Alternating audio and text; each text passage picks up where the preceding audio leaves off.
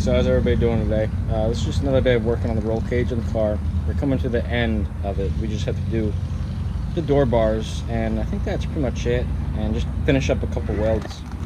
But this is what we got done so far today. We cut the dash so we can get it mounted in its proper area, because we are planning on running the dash just to make it look less crappy in here. And we also cut off the steering wheel mount. You can see that in there for the steering column, and we're gonna keep kicking and start working on these door bars. Okay, so right now I'm just trying to get this thing leveled out to where I want it. This is the lower door bar, and I want to get it in line with this little sill here, but I also need to leave room in between our little block right here so I can weld the underside of the actual tube. So I'm gonna figure out exactly where I want it. Take a straight edge and mark here, and then put that at the inside of my notch. So basically this will be the inside, and then the notch will come out. So basically what the notch does is it allows it, it's basically that right there. It allows it to form all the way around the bar. And that's what we have in there. We have a tubing notcher, which I showed a video of earlier. And that is pretty much essential to doing any work like this. So that's my next step, and then we have to do the X bar and then do the driver's side. And I believe that is it for this Lemons roll cage. You don't require anything else but that, but we do have additional bars for a stronger, higher spec roll cage we will weld on here after the race. We're in a little bit of a time crunch, so we can't do the full cage right now. So yeah, we'll keep you updated. Okay, so we got lower door bar in over there, lower door bar in over here, upper door bar, X bar thing. Now we have to do the same to that side, and then complete the X. And I think that's about it for the roll cage, besides finishing some welds. So it's definitely coming along.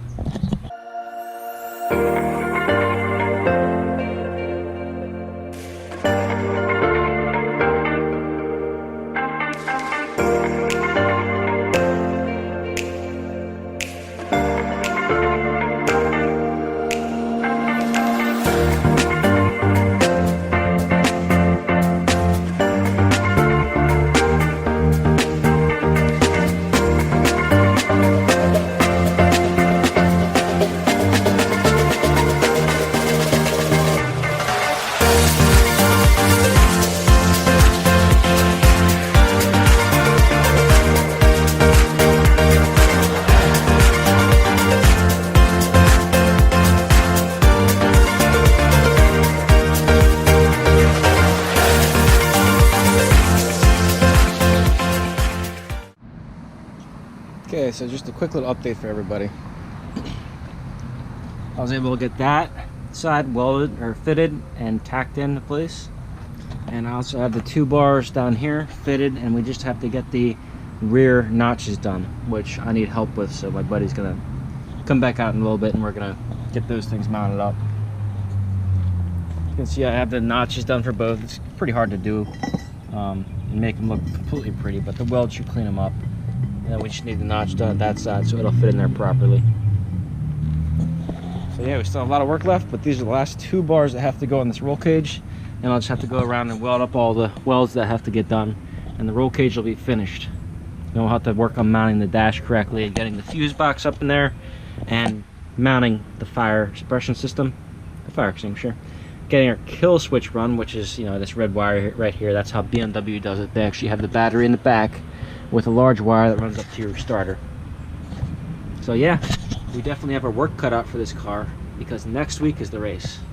We have the whole weekend to finish it. It's supposed to be clear and nice for Saturday and Sunday, and it's Friday right now, about 7 o'clock that we're filming this.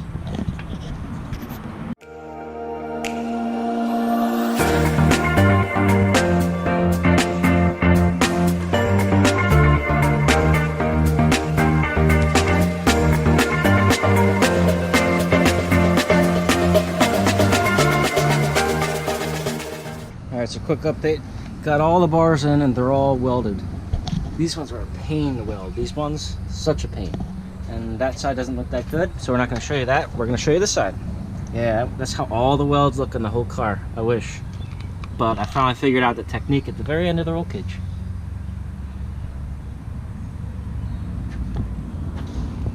So another quick little update for everybody. We mounted the dash and we found out where all the mount points should be to keep the dash in place. Tack welded them, took the whole dash off and welded everything completely. So that stud over there, that's welded. This is welded. This whole thing right here is welded, and we support it with this little sheet metal we welded in. And then we also have a piece for the center console, a little stud we welded on top of there to keep that together. And the fuse box is mounted as well, which is nice. So we have access to the fuse box. So I have to do is pull these 2 tabs and it lets the fuse box down.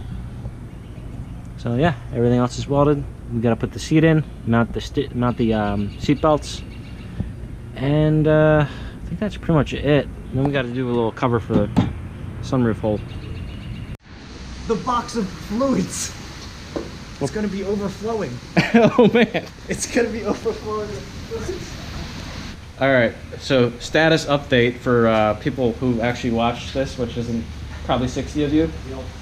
Everybody wants to see Honda stuff, not Bimmer racing stuff. But yeah, we were sitting out here working on the brakes, trying to get this thing done because our race is in literally, what was it, 3 days? 2 days. 2 days. 2 days for the race. Friday's practice, and it is Wednesday at 7 p.m. Yeah, then we have like a Tuma growing up inside that. But what is this thing called? Easy Up? Yeah, so the Easy Up is developing a Tuma because we're in New Jersey, and there's a lot of chemicals floating around in the water. This weather's lighting me up, dude. No, it's not. Look at it. It's gonna pour. It's gonna have a tornado. No. It's getting sunnier out. The rain's dying down. Yeah, so apparently it's not a Tuma, and we're trying to get these brakes done. And you know, I'm just sitting out here. It gets really dark, and then we gotta get the Easy Up. We got it up in about 3 minutes. The only problem is it started raining in about 1 minute, and this is what it did in a minute. The bright side being, we didn't disconnect the battery, and none of the water burnt our kill switch out. That's a testament to American and German ingenuity. All right, that's the weather you want while you're working. so this is something that we're not going to show you yet because you don't need to know. So we got these cool tires here. They look really good, so that must mean they're fast. They're kind of sticky-ish. So yeah, they're going to work good. They're going to get some good lap times and probably pop halfway through. 615s. And then we got these platinum male brakes. Apparently they have genders for brakes. They're cheap. Go to FCP Euro. Check them out. They're the cheapest, best brakes you can get for E36s. Yeah, very good brakes. Very big brakes, and they have a nice coating on them. Very nice coating, including that. That's very good too. It's like a wear shield, whatever you want to call it. But yeah, these are good brakes. That's good luck. Then we got some crazy custom pads over here.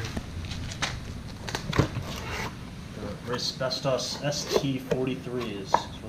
They come wrapped up in like little meat packages you would go to a butcher and get. Yeah. That's why you know it's good. They come wrapped up like a butcher.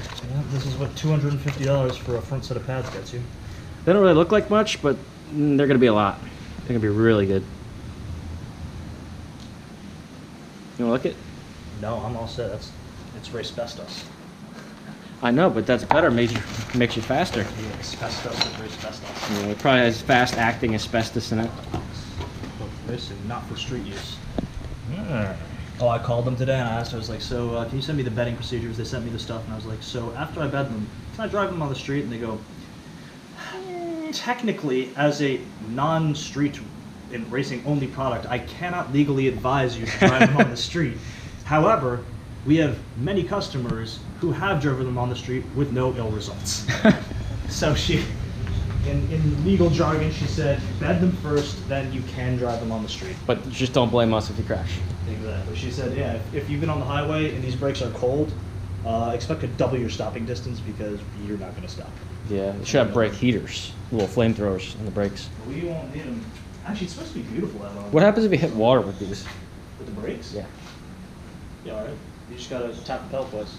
Well, it's the same thing on the Mustang, man. If you're driving on the highway and you just punch the pedal, yeah, after 20 miles, nothing's gonna happen. You gotta give that quick double punch. But apparently these brakes are super forgiving as long as we keep them toasty, which we will at this track.